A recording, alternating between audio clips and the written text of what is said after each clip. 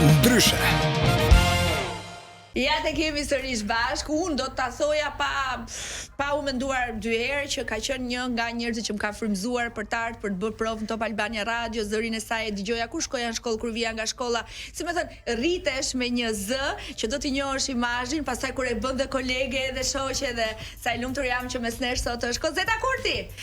Mirë se u gjeta tani në një rast tjetër kur njeriu do të tregohet modest, thotë pse më bëre më turp e më the të thash, tani më them a mund ta thuash edhe një herë këtë që the. Se di që ta dëgjoj. I transmetimi në YouTube pas pak orësh. Kur shkuam për një shfaqje për të bërë promocionin e filmit në kuadër dashurisë në Malzi, më thotë mu duk shumë i vjetër ai burrë, më tha, a mund të bëjmë foto bashk? Se unë jam rritur me humorin tënd. Edhe po patë tash Kozeta, unë jam rritur me zërin tënd. Sa veta kemi rritur ne. Me zërin tonë. Shikoj erdha gjithë shef me idenë e radios dëgohet, po harrova që tashmë ne jemi tek radio që shihet. Edhe erdha unë me idenë me rimel jeshil të bëhesha trendin për Top Albania, po nuk ja dola dot që isha me lot poshtë. Po në bisedat paraprake me Elona thot vetëm taksirate ke do futet përpara Visiani se ka një impenjim përpara. Po sa doli, po. Dhe në përshkallë unë para se të vija këtu pash njërin Alameti veshur me zeza me syze, zbritin ashensor. I rash po çtëro në krah. Ami. Po ti ku ti shet angërllik thash me syze. Nuk ishte Visiani. Shija dhe para të plagjes. Kozeta. E hoqi syze dhe tha më fal. Jo, më fal ti mua thash. Po mirë ti prej vërtetit i ret paktën. Ti prej vërtetit. Po nuk të thaj kështu, ke dora, pa, më fal ti mua. Ai di sa i kam rënë.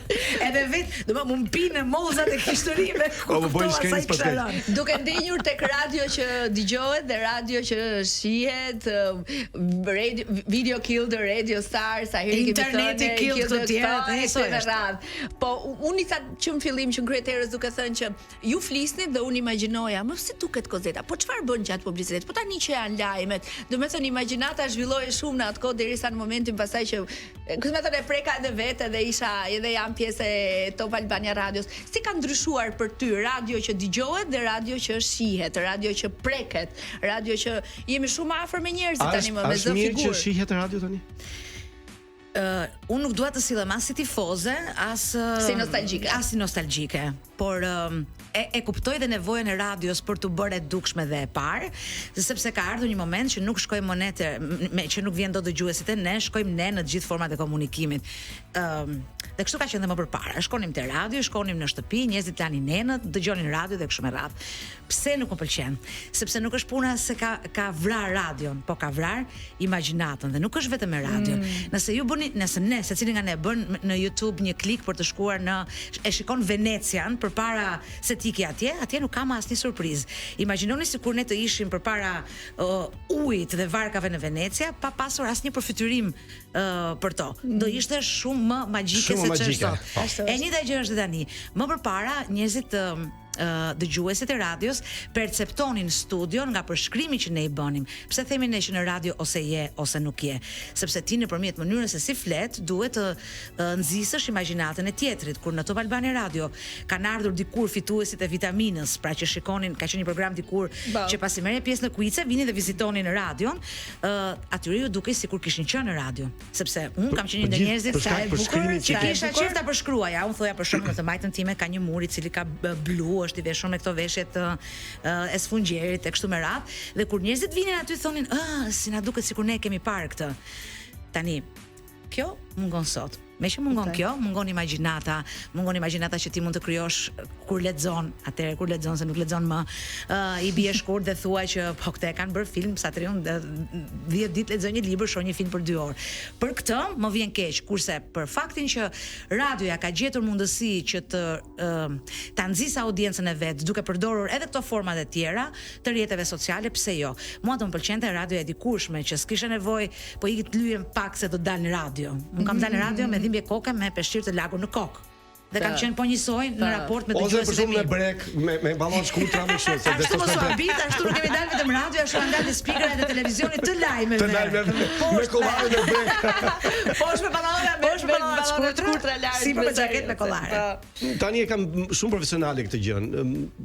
Ato duken që emisionet kanë pothuajse të njëjtin gjë, edhe kjo nuk po e ndryshon dot, apo ku është diferenca sot e një të programeve në radio? Shiko, ose dëgjo. E bën i ftuari apo dëgjo. I ftuari apo e bën moderatori ndryshimin? E bën autori dhe moderatori në të njëjtën kohë. Kur kam ardhur unë këtu, kur jam i rikthyer këtu, më tha që të ftuarit e programit do duhet ti paralajmërosh. Në një moment të caktuar më duk si kontroll editorial. Ti paralajmërosh për çfarë? Pra, duhet i para thuash, ti para se kush do jetë. Se kush do jetë. Ah, okay. E mora si që ti jemi sinqert, se unë i them gjërat siç e kam. E mora si efekt kontrolli dhe thash po, okay. Po kush do i vendosi tik të ftuarve të mi? Se unë besoj që kanë kaluar 25 vjet dhe kam kaluar sitën që kam kujdes për të ftuar. Jo, tha, ishte thjesht një nevojë për të përqendruar të ftuarit në një dorë që të mos ketë përplasje. Kjo nuk do ndodhi kurrë, thash, sepse unë nuk do të intervistoj kurrë një personazh sapo të dalë nga Big Brotheri. Kozi. Kaq e thjeshtë. Dgjoj, mos ka rënë emaili ty nga qeshurat? Ka rënë shumë nga qeshurat. Po çfarë ka? Do ta fshish çik të këtej. Sipas çfarë ka të intervistosh një të sapo dal nga Big Brother? Asgjë, thjesht nga që qarkullon shumë thua se ti do. Dhe ka të njëjtat gjëra që thot për këtë arsye. Prandaj tash nuk do përplasem kurrë, sepse të intervistuarin e Elonës, të Salsanos, të tjetrit, nuk do ta intervistojnë dhe nuk do rrezikojnë. Për një gjë jam shumë xheloze tek emisioni Kozetës. Të vetmit emision që Ledion Liço i ka thënë po do vi i ftuar është Back to the Beginning me Kozeta Kurtin. Po se na ngjan formën. Po sa herë kemi thrit? Po sa herë kam shkruar do vish para Big Brother, do vish në mes të Big Brother, do vish në fund të Big Brotherit dhe e kuptueshme për gjithë gjërat që drejton edhe Kurse unë nuk shkova ti them asnjëherë a do vish për Big Brotherin. Eshe? Asnjëherë. Ja pra këtu ma ke marrë ti mua. Unë nuk i thash asnjëherë a do vish për Big Brotherin apo nuk e identifikova asnjëherë me një format të caktuar. Ndonse un kam preferencat e mia, miqishëm të Ledionit për Ledionin në Voice për shembull, por nuk e identifikova kurrë, e identifikova, e ftova si një njerëz që e ka dashur radion edhe televizionin, pastër, pa e ditur fare ç'a ishte, si ty. Siç the ti që e kam dashur pa e ditur se çfarë ishte. Ashtu është vërtet. Dhe me që ra fjala ta përshëndesim dhe ta falenderojmë se nëse flasim për një sezon të suksesshëm radiofonik dhe jo vetëm ky, por në vite, timonieri i gjithë skuadrës tonë është Ledion Liço dhe ja përqafime. Nuk e ka qef, nuk është ka shumë qef. Ska gale sa pëlqen ky fjala. Ka vetë me gjysmë, ska gale.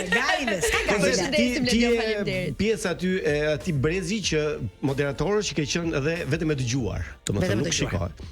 Si kanë thënë për mua është bjonde. Ka pasur dashuri, flirte, dashuri për ty nga fansat? Ke pasur shumë fansa ti vetëm nga zëri jot? Un kam pasur shumë fansa nga zëri im. Vini letra nga burgu? Vini letra nga burgu. Nga burgu? Mbaj mend këtë. Për ty nga burgu. Dhe mbaj mend një herë në autobusin e Tiranës së Re. Da të tregoj kështu histori. Djem, që thonë e dëgjova një herë ndjen në radio. Që i tha kështu, që i tha ashtu. Isha gjithkohës po flitej për ato që unë kisha bërë në radio. Nuk ka gjë më të bukur. Nuk ka gjë më të bukur se ti të shkosh në një minimarket të vogël dhe ti thuash lutem do japësh një paketë cigare, një pak kokart peceta dhe të ngrihet koka. Po, të ngrihet koka, është duke shkruar fjalë kryq ajo zonja aty dhe thot, "Ha pra, edhe thash se ku e kam dëgjuar këtë zë." Edhe di çfarë i them unë, komplimenti më i bukur është kur njohin nga zëri dhe jo nga fytyra. Posta e ditëve të sotme, postat online që i jep ti adresën dhe të merr ai tipi për të konfirmuar edhe një herë postën dhe thot më fal, pasi ti ja shpjegonte të cirku sa futesh aty sa del këtu, thot më fal, mos e gjej Kozeta e radios ti? Këtu besoj që është sepse fytyrat tona, unë të paktën që kam lëvizur shumë. Fytyrat tona në mos njëri tjetrit diku duke bërë zapping, e ka parë. Kurse puna e zërit do me thënë që ti ke tërhequr vëmendjen me zërin tënd. Kështu e kuptoj unë dhe fakti që unë kam pas zgjedhur gjithmonë një formë kur kam folur në radio, kam qenë e bindur që është vetëm një njerëz që po më dëgjon. Dhe jam duke folur në vit të parë me një njerëz. Dhe me sa duket e kam perceptuar, është perceptuar si e tillë, sepse shpesh kështu më shton që mua më duket sikur flet për mua. Cili është emisioni yt i preferuar në Top Albania Radio në këtë sezon? Mua më pëlqejnë shumë raportimet e drejt për drejt apo themi. Nuk ka. Jo, se ka, se është emisioni i mëngjesit që ka aktualitetet dhe besoj që i ka brenda të gjitha, ka edhe pak argëtim, ka edhe pak promovim, ka edhe pak aktualitet, sepse unë refuzoj të besoj që nuk ka audiencë për programet me përmbajtje. Refuzoj ta besoj këtë. Dhe në fakt është e vërtetë. Mund mos jenë të shumë në numër, mund mos jenë majorancë, por refuzoj të besoj që s'ka. Ti në emisionin tënd çfarë do doje të shtoje që nuk e ke, që kur e dëgjon ose kur apo ti je plotësuar në emision? Do më pëlqente e vërteta, për shembull do më pëlqente që kur ti flet këtu për një këngë që të lidh me kujtimet e së shkuarës, do doja shumë që të ishte një kitarist që ta siç e ke ti emocionin të drejt për drejt kur përshkruan plazhin tënd, të ta luaja, të ma luaj aty. Kaq e thjesht është, shumë pak gjë, sepse duke bërë një program të fragmentarizuar, pra biseda është aty, muzikën e luan dikush nga pulti, më ikën gjendja sa dëgjosh ti këngën ti e ke haruar çfarë ishe duke thënë. Kurse në momentin që dikush bëhet partner, pra një muzikant bëhet partneri imi dhe yti në bisedë, na e sjell më afër emocionin. Domethënë ti vazhdon të thuash që nuk ka nevojë, unë nuk punoj për klikime, unë punoj për përmbajtjen. Unë domethënë e bëj misionin që të ketë përmbajtje. Dhe i beson kësaj deri në fund. I besoj kësaj deri në fund sepse po për këta që duan përmbajtjen. Kush do mendoj? Shpesh Salsano kur shkruaj më thon, shkruan shumë bukur po ti shkruan për një për një rreth të ngushtë. Po pse si mendoni ju që unë s'di të them ja si ngriti këmbët Elona Duro? Dhe të ketë një foto që Elona pas një dasme ka vendosur këmbët mbi një karike tjetër. Siç bëjmë gjithë. Jam politikisht korrekt me Elonën, pse i ka ngritur këmbët. I ka ngritur këmbët po në karike. Ka marrë klikimin, kam bërë luftën, më kanë lexuar 100.000 njerëz. Unë kam zgjedhur të mos jem kuantitet, kam zgjedhur të jem kualitet. Do me thënë, me këtë lajm unë nuk kam ndikuar asnjërin. Ndërsa nëse unë shkruaj për 1000 veta, ku njëri prej tyre shkon në një koncert ose në një shfaqje teatri ose në një ndeshje futbolli çon si ka, se e thash unë, ose nuk shkon se e thash unë, një tek unë e kam kryer misionin tim. Mbaj çazien. Po në rast se kjo bëhet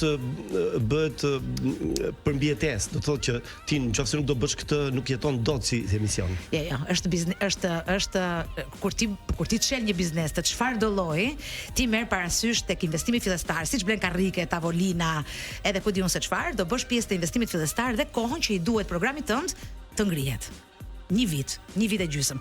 Në këtë radio, 23 vite më përpara, unë kam guxuar vetëm një herë, të them, kështu e do publiku. Dhe kam marrë mbrapsht një përgjigje, ti pas ke kuptuar një mjalë që të lyesh turind. Nuk do shkojmë ne te publiku. Ma tha presidenti ndjer i radios dhe i televizionit, ti s'ke kuptuar asgjë nga kjo histori. Nuk do ikim në jashtë. Do vi ai këtu. Do vinë ata këtu, sepse ne jemi 15 veta, ata janë 3 milion, atëherë le të hyjnë ata këtu brenda, le dalin me tjerët jashtë. Besoj që ky është mësimi numër 1 që e kam bërë për produksionet, e kam bërë për radion, e kam bërë për televizionin. Unë ja thash, nuk e kam fare të vështirë dhe nuk jam e pasonja të bëj një program, autorsinë e një programi që të prodhoj klikime. Kam sarkazëm, kam ironi, i kam gjitha këto, nuk është se nuk i kam. Po, se zjem do të ke. Ku i ke pushimet verore? Ua, aty ku shkojnë të flenë të gjithë. Ku? Në Turqi. Edhe ti? Aty ku shkojnë të flenë të gjithë. Ço po fle. Faleminderit shumë e dashur që ishe me ne. Do doja të jam më gjatë me ty edhe në sezonin e ardhshëm Kozeta Kurti do ketë një program të dedikuar se kam shumë dëshirë ta dëgjoj edhe të vazhdoj mësoj prej teje. Dua. Çfarë programi? Jo, do Elona të ketë programe mua.